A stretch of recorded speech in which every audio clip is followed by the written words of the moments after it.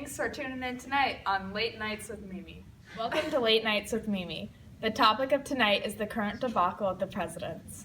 As we all know, President William H. Harrison has just passed away from pneumonia. This is sad because it has only been 4 weeks with him in the White House. This has resulted in John Tyler now becoming the president. Surprise! He's here with us today. Please welcome John Tyler. Hi, John. Hi, Mimi. John, please tell us a little bit about yourself. So I'm from Virginia, and not really sure I agree with the values of the former Whig Party. I don't agree with what they advocate. They're all pro-bank and pro-protective tariff and pro-international improvements. I would describe myself as more of a Democrat. How's been your experience so far? I've heard it's been a little troubling. Yeah, I have some trouble with some of it. I ended up signing the financial reform, but I'm not getting many bills passed. Also, my entire cabinet has resigned, which has been pretty troubling. I think the issue could be from me vetoing so many of the bills. I ended up reluctantly signing it when the Whig Party redrafted it for me. Well, that's some great information. Thanks for joining us tonight, John. No problem. Continuing on later, we are going to talk about some troubles we are having with the boundaries of the states. We are going to take a quick commercial break, and we'll be right back. Hi, I'm John Tyler, as many of you know. I feel very fortunate of taking the recent position of president. However, I would like to acknowledge my former colleague and the last president, William Harrison. May he rest in peace. And with that, I look forward to leading all of you for many years. I'm John Tyler. I approve this message. Now I'm going to let my co-host touch on the news of the new boundaries of the states. First off, I'm going to talk about the controversy of the Maine boundary. There was territory of Maine's northern and eastern border that was claimed by Maine, but also claimed by England. Many fights have resulted from these mistaken boundaries. It seems it has been cleared up as the British had sent Lord Ashburton to figure out some negotiation with Secretary Webster. It ended with the compromise with America winning 7,000 of the 12,000 square miles. It seems that the British got less land, but they won the Halifax-Quebec route. It seems the U.S. had been a little worried about Texas as it is independent of the Union. It ends up that Texas was actually invited to become 28th state of the Union. Oregon has been claimed by England in the U.S. now, and many people are flocking to Oregon.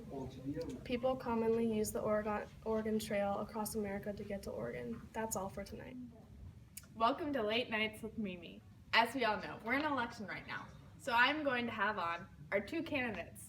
Let's welcome Henry Clay, the popular Whig, and James K. Polk, representing the Democrat Party. Thanks for having us, Mimi. Tell some important parts about this campaign. Well, having been the Speaker of the House for 4 years in Tennessee, I am no stranger to politics. I'm really trying to get manifest destiny to be followed. This means we are trying to expand the U.S. across the continent as much as we can and get as much land as we can. Yeah, I don't really do much of that. Wait, the votes are in. Congrats to James K. Polk, our new president. Congrats, James. Welcome to Late Nights with Mimi. The year is now 1846, and we're here with our current president, James K. Polk. Thank you for having me on.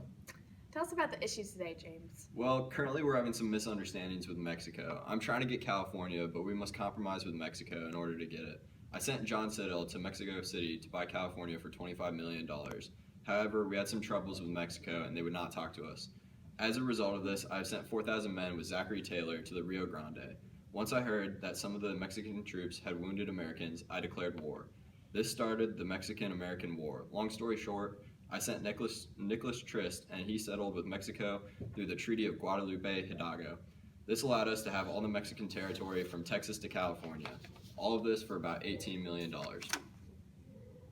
Wow, that's a lot. Glad we finally got that land. Thanks for joining us again, James. Thank you.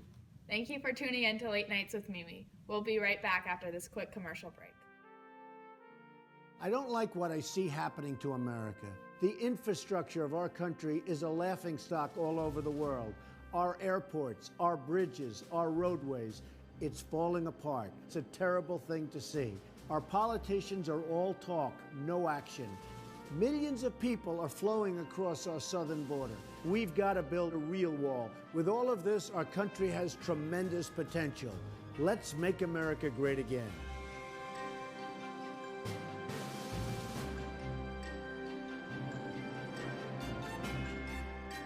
Back to Late Nights with Mimi.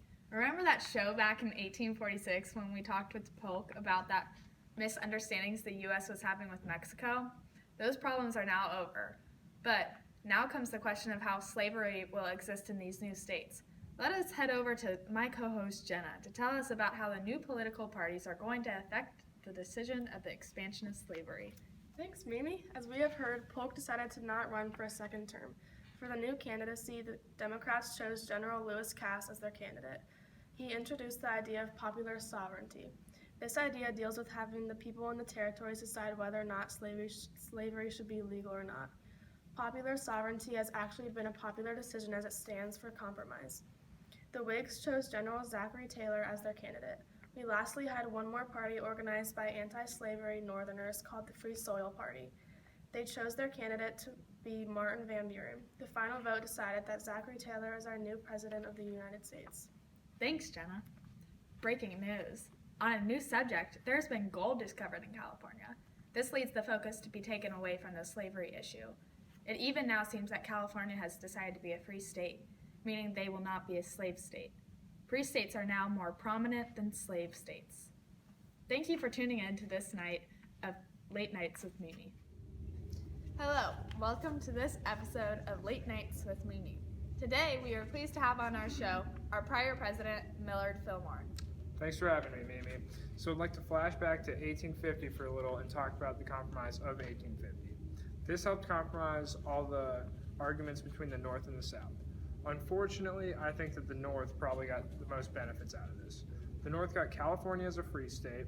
Also, Texas lost their area to New Mexico, and the South got popular sovereignty in Mexico Cessions land. Also, Texas got $10 million for all the land lost in Mexico. Thank you for that valuable information. What do you think about our new president, Franklin Pierce? Well, as we know, the Democrats elected Franklin Pierce and the Whigs nominated Winfield Scott. It was unfortunate that the Whigs broke apart and this caused for the end of the Whig Party. I think Franklin Pierce has promise as our new president. Thanks for coming on tonight, Billy Dog. Always a pleasure, M-Dog. Well, before the show ends tonight, I have something to announce. This will be my last show. I know. It's been a great ride with all these late night talks with my girl. Shout J-Dog, my co-host. Oh boy, do I love the political talk. Good night and God bless America. Thanks for tuning in tonight on Late Nights with Mimi.